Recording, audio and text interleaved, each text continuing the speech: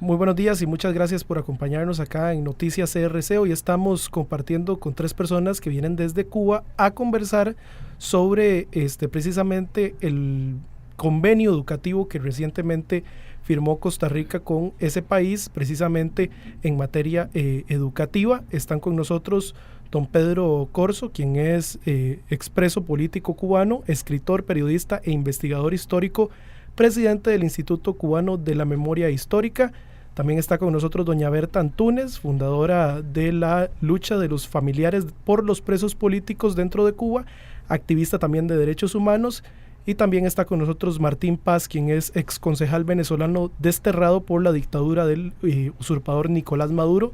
Están acá con nosotros el día, precisamente jueves 30, van a estar dando compartiendo en un foro de la Asamblea Legislativa organizado por el diputado republicano Dragos Dolanescu Valenciano. Este foro se llama Adoctrinamiento de los pueblos a través de la educación castrista cubana y va a estar desde la Asamblea Legislativa en el Salón de Expresidentes compartiendo con las personas que se acerquen por ahí.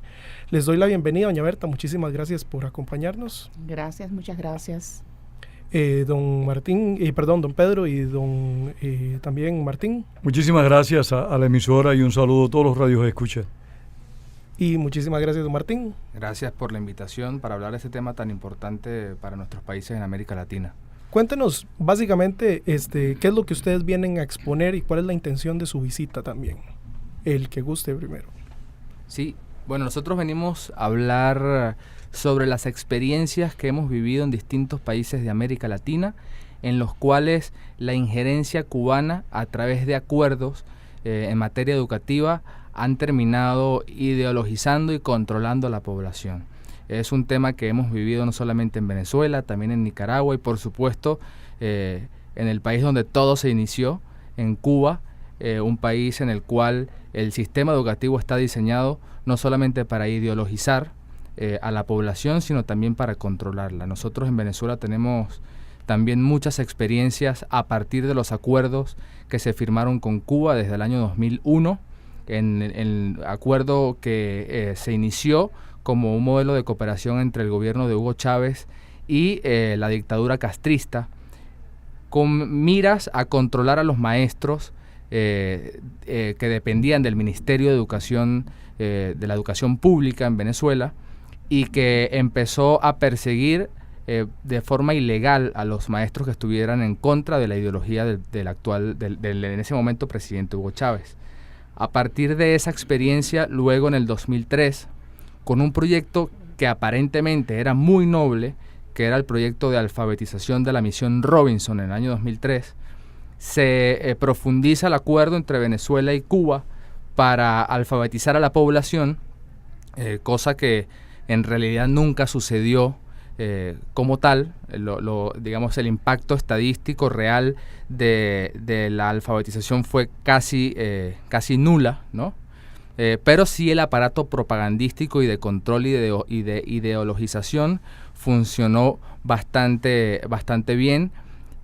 Y lo importante de todo esto, y es un poco el mensaje que queremos dar, es que por muy noble que pareciera la causa o la génesis de ese acuerdo, todo terminó siendo diseñado para un mecanismo de ideologización que hoy tiene a los textos escolares de mi país, por ejemplo, con la figura del Che Guevara, la figura de Fidel Castro, la figura de Hugo Chávez prácticamente como un dios, ¿no? Incluso muy por encima que el padre de la patria, Simón Bolívar, y que también terminó como un mecanismo de represión. Yo quisiera comentar que una vez que pasa la misión Robinson, son creadas distintas misiones, ya no solamente para alfabetizar, sino para incorporar a la población en la educación primaria, secundaria y universitaria.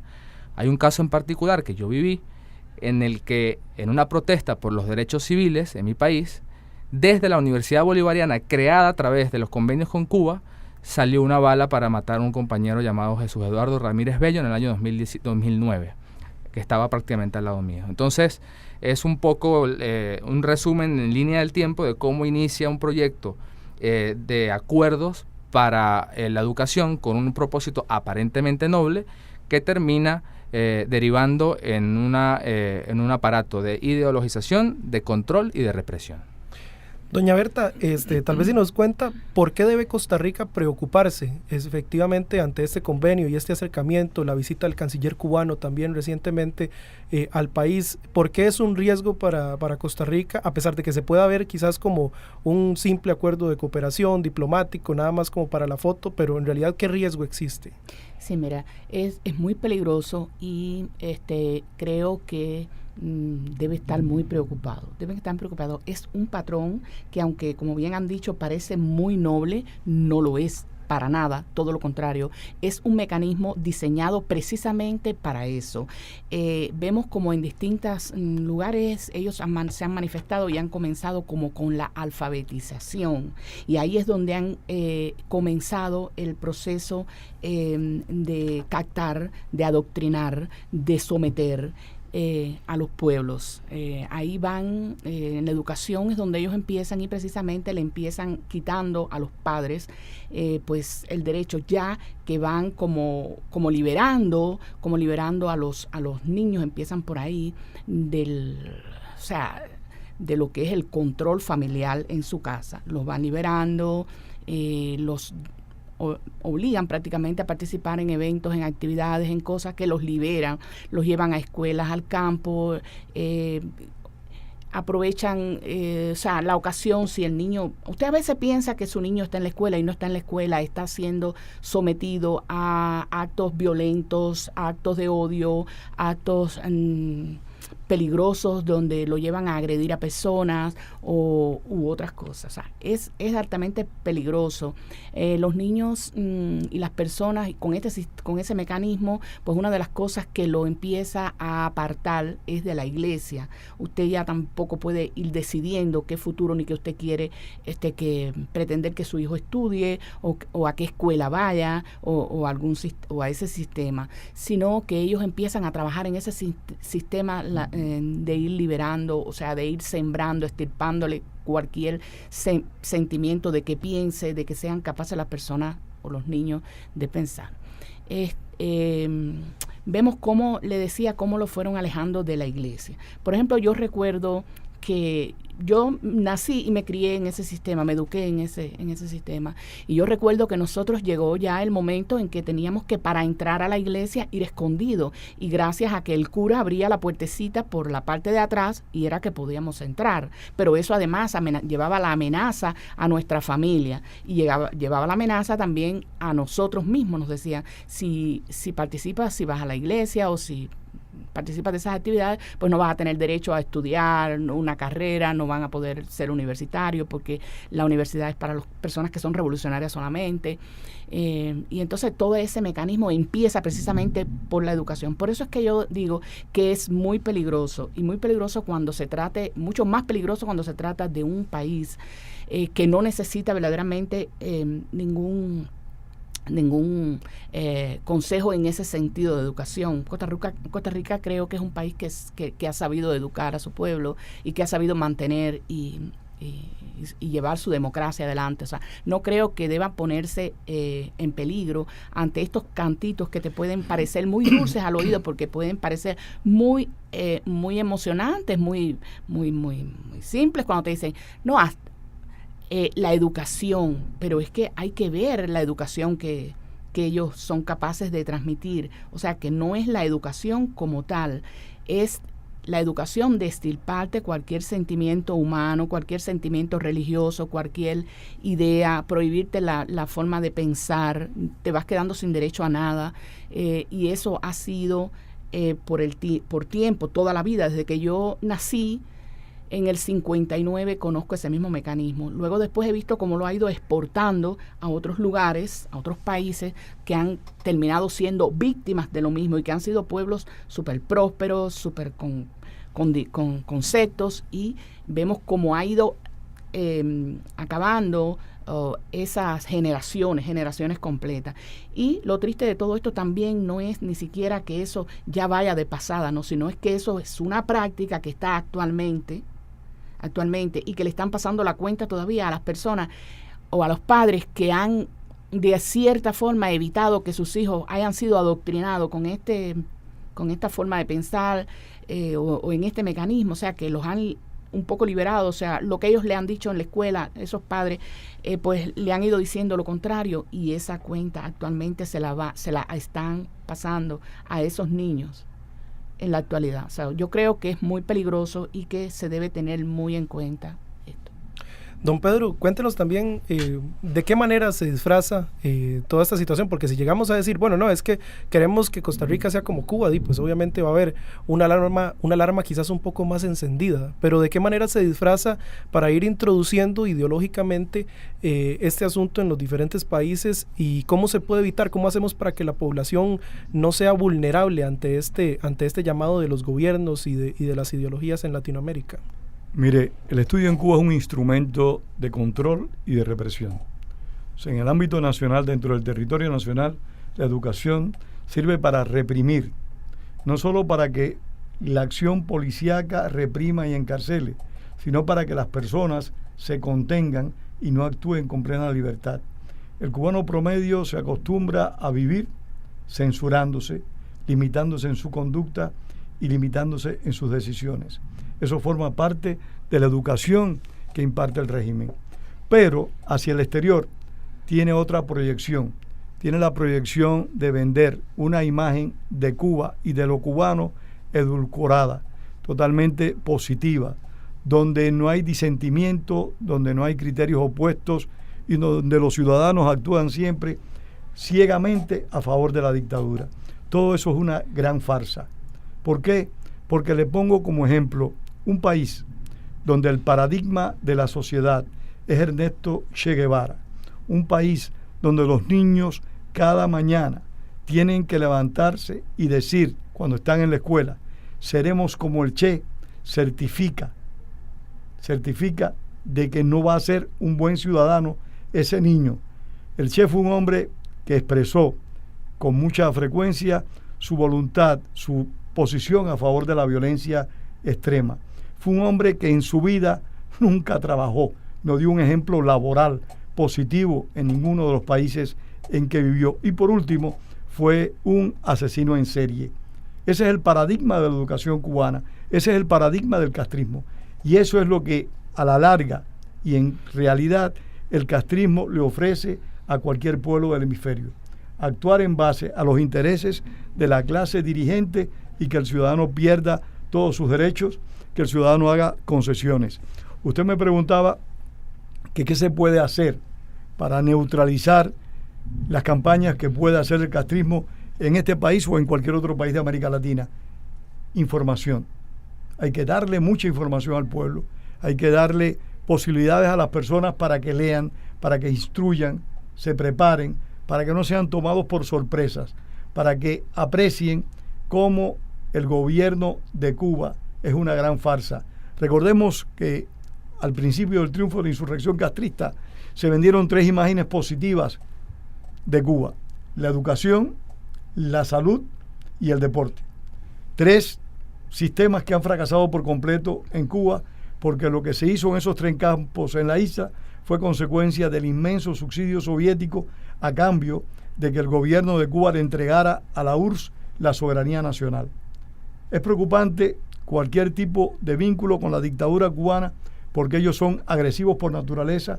Es una dictadura transterritorial que procura, que intenta sembrar y difundir su modelo para tener la mayor cantidad de aliados posible. Lo estamos viendo con lo que está lamentablemente padeciendo Venezuela. Lo estamos viendo en Nicaragua, y le aseguro que Bolivia es otro candidato a sufrir todos estos pesares y todos estos quebrantamientos, porque en cierta medida ya tenemos en Bolivia está implantado un régimen similar al venezolano y al nicaragüense de dictadura institucional.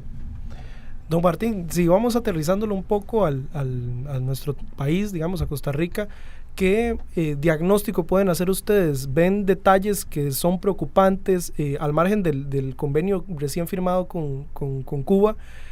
¿Qué otros elementos pueden ver ustedes que pueden llegar a afectarnos y acercarnos peligrosamente hacia ese objetivo que persigue la dictadura cubana? Mira, yo creo que Costa Rica es un país que si bien es cierto, ningún país del hemisferio, de la región, está a salvo. Ninguna democracia duerme tranquila mientras la dictadura cubana esté de pie todavía.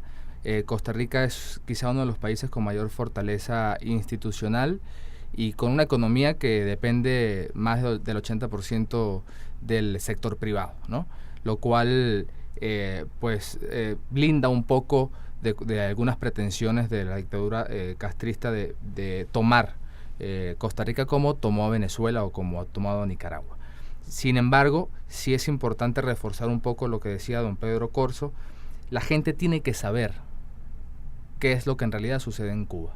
Así como tiene que saber lo que sucede en Venezuela. Por mucho tiempo se pensó que en Venezuela gobernaba un mal gobierno, una gente que era ineficiente y que incluso a veces en el exterior se percibía como gente con poca capacidad intelectual, por decirlo de alguna forma, ¿no? Yo escuché cuando salí de mi país, cuando no pude regresar a mi país por la persecución, escuché muchas veces fuera de Venezuela cómo la gente se reía y decía que Venezuela era un país con un presidente que hablaba con un pajarito y un país en el que no había papel higiénico, lo cual da risa. Pero lo que pasa en Venezuela y lo que pasa en Cuba no da risa, porque va más allá de una anécdota y de la banalización de lo que sucede en la política nacional, sino que es un modelo que ha terminado empobreciendo a la gente, asesinando a las personas, que ha terminado destruyendo todo un país, y es lo que repito mucho cuando hablamos de Venezuela y me dicen cómo Venezuela, un país tan rico, terminó siendo lo que es hoy Venezuela. Y yo siempre respondo que es un país que fue no mal gobernado, no gobernado por una gente ineficiente que dejó destruir el país. Para destruir un país como Venezuela hay que querer destruirlo, hay que ir a destruirlo. Y parte de lo que creo que debe hacer el ciudadano costarricense es conocer a profundidad la historia y lo que ha sucedido realmente en Cuba y en Venezuela. A Cuba todavía se le vende a la gente en el exterior como un paraíso para ir a hacer turismo, como la meca de la educación o del deporte o de la medicina, y resulta que país que ha sido tocado por las manos de los Castro termina siendo todo lo contrario. Mi país está en los últimos lugares en calidad educativa, en los últimos lugares en la calidad de la medicina y de la salud, en los últimos lugares y por lejos, y ni hablar del tema económico. Entonces, yo creo que lo importante es que más allá de que nos sintamos tranquilos, de alguna forma, de la cultura tan rica y de la capacidad intelectual tan rica que tiene el pueblo costarricense, no perdamos nunca de vista que esta amenaza siempre está y que conozcamos los detalles, parte de lo que vamos a estar hablando hoy, 30 de mayo en la Asamblea, gracias a la invitación del diputado Dragos Dolanescu, es a hacer un poco de conciencia de cómo esta oferta tan noble que mucha gente puede aplaudir, termina siendo un instrumento de destrucción. Doña Berta, también cuéntenos qué papel pueden jugar los medios de comunicación en este contexto, en la salvación, en la intervención, en el salvar, digamos, o en el ser una especie de control político, de control ciudadano en esta materia. Sí, yo creo que una de las cosas principales que debe tenerse en cuenta es lo que acaban de decir acá mis compañeros, la información. La información es muy importante. Yo creo que todos los medios deben ponerse en función de poder informar a este pueblo lo que puede suceder, llevarle el mensaje, llevarle la historia de los que lo han vivido y mantenerse en alerta. A veces cuando no hemos vivido estos procesos, cuando no nos ha tocado de cerca y tan duro la crueldad de esta vivencia, pues decimos, a nosotros no nos va a pasar esto porque nosotros no vamos a vivir esto, porque sencillamente no lo vamos a vivir. Porque nosotros, por ejemplo, ustedes pueden decir, nosotros somos un país democrático. Costa Rica no es Venezuela, podemos llegar a decir. Exactamente, somos verdaderamente democráticos. Con permiso de Berta, los venezolanos, yo viví en Venezuela durante muchos años, decían con mucha tranquilidad, lo que le pasó a ustedes no nos va a pasar a nosotros. Venezuela no es Cuba. Exacto. Entonces, yo creo que la información es poca. Más información y más información y más información es lo que necesita. Por ejemplo, te puedo decir, la población cubana, o sea, la mayoría de los cubanos, estoy hablando de los cubanos de a pie, están en estos momentos pensando y están manifestando y dicen, Dios mío, lo que le viene para arriba a Costa Rica no es de amigos. Ellos no saben lo que les viene para arriba si los dejan entrar, porque ellos van a entrar suavecito, ellos van a entrar muy suavecito. Pero después, en breve, van a estar viendo como cuando los pongan en la escuela, los niños cuando los pongan a sumar, le van a poner a sumar 2 fusiles más 1 fusil es igual a 3 fusiles. ¿Ve? Eso es ya en contexto de calle, lo que las personas en Cuba están pensando y están comparando, y las personas están diciendo, pobre costarricense, si ellos permiten que eso entre aún bajito, aún con esos cántitos así de suavidad, de humanidad, de solidaridad, de eso lo que va a suceder en ese proceso. Yo creo que lo más importante es información y no descuidarse. No creo que ustedes necesiten, que el pueblo de Costa Rica necesite la educación del pueblo cubano. Hay que conocer el tipo de educación que ha generado el pueblo cubano para darse cuenta de que ustedes no la necesitan. Don Pedro, para ir cerrando, ¿qué otros países, ustedes señalaban que evidentemente Latinoamérica está en riesgo, pero en qué países, además de Bolivia y demás, y otras naciones que quizás se ven un poco más, pero que otros países sí están en un riesgo por un adelantamiento en conversaciones y demás en la región? No le puedo dar esa información porque no la tengo, pero sí le puedo decir que aquellas personas que quieran tener un conocimiento claro de lo que acontece en Cuba, simple y llanamente tienen que darse cuenta de lo siguiente. La educación en Cuba, como es lógico, la pauta el Estado, pero la pauta un Estado totalitario y doctrinal, donde la educación pasa porque los jóvenes crean en la clase dirigente. La educación está limitada. Las personas no pueden escoger el estudio y la carrera que quieran porque tienen que tener una confianza política. Por ejemplo, una persona que no tenga claras credenciales revolucionarias no puede estudiar periodismo. Las carreras profesionales están limitadas a los revolucionarios. Pero aparte de eso, el propio profesorado, que es el que imparte el conocimiento, está restringido y limitado en sus derechos. En Cuba no hay derecho a huelga. En Cuba un maestro no puede protestar.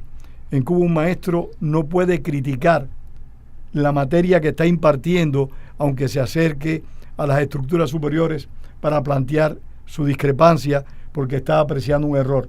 Todo es vertical, las decisiones vienen de arriba y no pueden ser cuestionadas ni discutidas. Hay que estar pendiente de eso. Si el cubano promedio no disfruta de libertades y de derechos, pues el sistema educativo conculca, limita, elimina esas libertades y derechos desde que el ciudadano es un niño. Perfecto, les agradecemos mucho a los tres por acompañarnos y por darnos su testimonio desde sus respectivos países. Seguiremos dándole cobertura y atentos y a señalar todo lo que acá pueda ocurrir en relación con ese tema. Quédese en sintonía de CRC 89.1 Radio. Muchísimas gracias y nos escuchamos mañana a las 6 de la mañana.